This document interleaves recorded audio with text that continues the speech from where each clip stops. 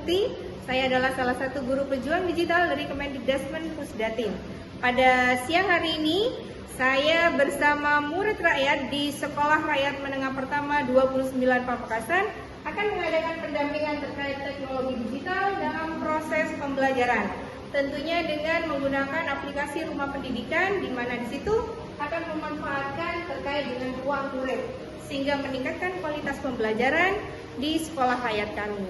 Terima kasih. Ya. Assalamualaikum warahmatullahi wabarakatuh. Waalaikumsalam warahmatullahi wabarakatuh. Apa kabar anak-anak pada siang hari ini? Baik. Ada yang sakit temannya? Ada. Saya kita doakan bagi teman kalian yang sakit semoga cepat sembuh.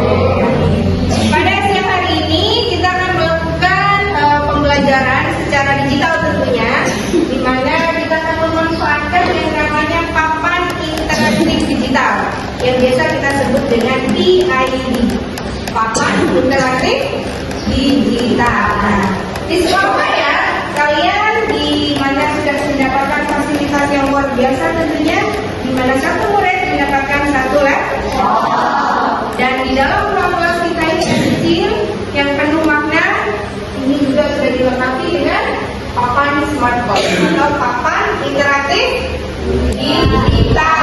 Ini bukan perkembangan yang namanya digital. Tentunya ketika kalian sudah berada di kehidupan yang berputar dengan digitalisasi, maka kalian tidak mungkin mundur. Harus tetap menggunakan yang namanya teknologi. Jadi teknologi digital itu sangat penting sekali. Apa itu teknologi? Yang jelas itu adalah alat atau tools bahasa Inggrisnya ya. Yang mana di situ ada sistem berbasis elektronik sehingga membantu kita untuk mengakses, untuk mengelola dan menyampaikan informasi dengan cepat. Contoh teknologi digital yang sudah kalian pakai apa? Laptop.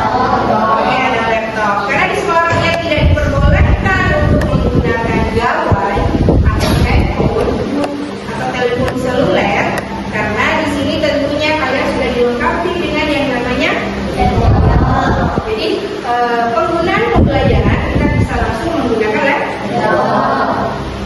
Nah, dengan adanya perkembangan teknologi, tentunya proses pembelajaran di ruang kelas kita semakin mudah, semakin fleksibel. Untuk mengakses kita itu tinggal klik apapun di situ semuanya akan muncul.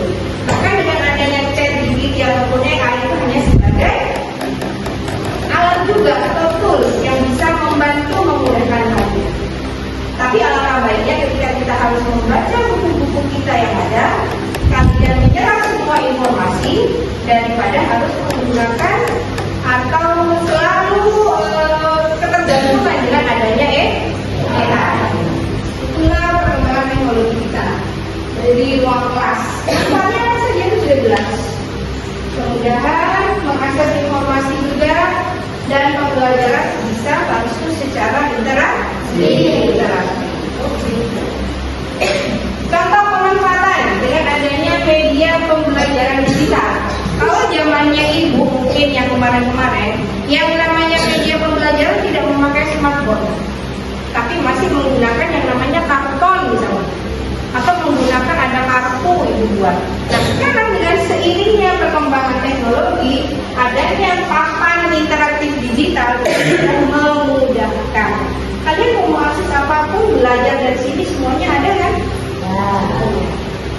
Berikut juga penonton materi pembelajaran. Nah, mengakses buku-buku pembelajaran, misalnya buku-buku dari SIBI, Sistem Informasi Buku Indonesia, atau dari perbukuan dari digital ada, yaitu namanya aplikasinya Budi.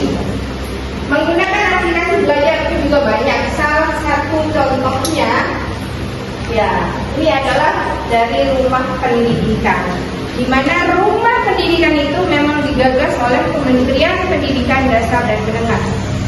Di Rumah Pendidikan itu ada ruang GTK ini khusus untuk guru-gurunya. Untuk murid ada tidak? Ada. Untuk orang tua kan tidak ada, untuk orang tua. Jadi semuanya lengkap ini. Di Rumah Pendidikan itu ruang-ruangnya ada 8. Nah, kalian diberikan teman belajar sebagai sumber inspirasi di ruang murid. Di mana kalian bisa mengakses ruang murid itu? Di mana? Di laptop bisa? Di laptop atau desktop. Atau yang kedua menggunakan smartphone-nya, menggunakan HP atau telepon seluler, dan menggunakan papan interaktif digital yang biasa kita sebut PID, atau yang biasa kalian mungkin menggunakan kata smartboard. Jadi dengan adanya smartboard ini, di semua ruang kelas, di semua sekolah itu hadir, sehingga membantu pembelajaran. Nah, ketika rumah pendidikan melalui aplikasinya, di situ ada yang namanya ruang murid. Ya, itu adalah platform pembelajaran alternatif. Jadi kalian bisa nanti menggunakannya menggunakan akun belajar dan lainnya, tentunya akun siswa. Nah, ini adalah pembelajaran yang lebih bervariatif, hadirnya namanya ruang murid. Kenapa sih kok harus menggunakan ruang murid di situ? Jawabannya ini, pembelajaran lebih mudah diakses. Jadi di situ mau mencari materi pembelajaran ada, mau mencari yang namanya game-game edukasi juga ada, mau nonton terkait pembelajaran melalui video YouTube, melalui praktik-praktik banyak di situ semua ada. Nanti kita akan mensimulasikan. Dan belajar tentunya lebih menyenangkan dan tidak berhenti saja di kelas. Jadi ketika kalian harus ada di asrama itu juga bisa digunakan. Oke, inilah ruang murid. Ya, sekarang kita coba mengakses ke ruang murid yang ada di akun belajar ID siswa. Silakan dibuka akun belajar ID-nya, nak. Udah ya? Oke. Ini akun belajar ID, coba dilihat dulu. Nah, oke. Sudah diakses semua? Sudah. Oke. Ya, tampilannya seperti ini. Jadi di pojok kanan atas, nah itu adalah akun belajar kalian. Kalau itu berarti karena kepala sekolah masuk ke admin. Kalau guru-guru nanti ada namanya guru SMP belajar ini. Dari 8 ruang yang biasa akan digunakan adalah ruang murid. Ya, inilah tampilan dalam ruang muridnya. Di situ kalian bisa mengakses yang namanya sumber belajar. Jadi belajar tidak harus berada di teks, tapi melalui papan interaktif digital, kalian membuka aplikasi rumah pendidikan dan ruang JPK ini, maksudnya itu ruang murid ini bisa menjadi teman belajar kalian.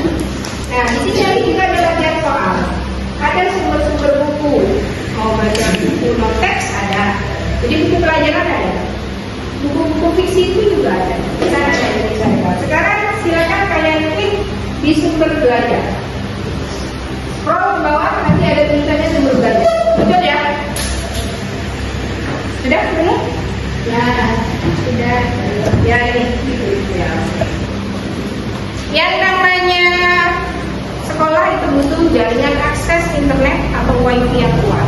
Jadi kalau memang lemah, agak sedikit lemot, tapi insya Allah tetap masuk. Oke, sudah ketemu?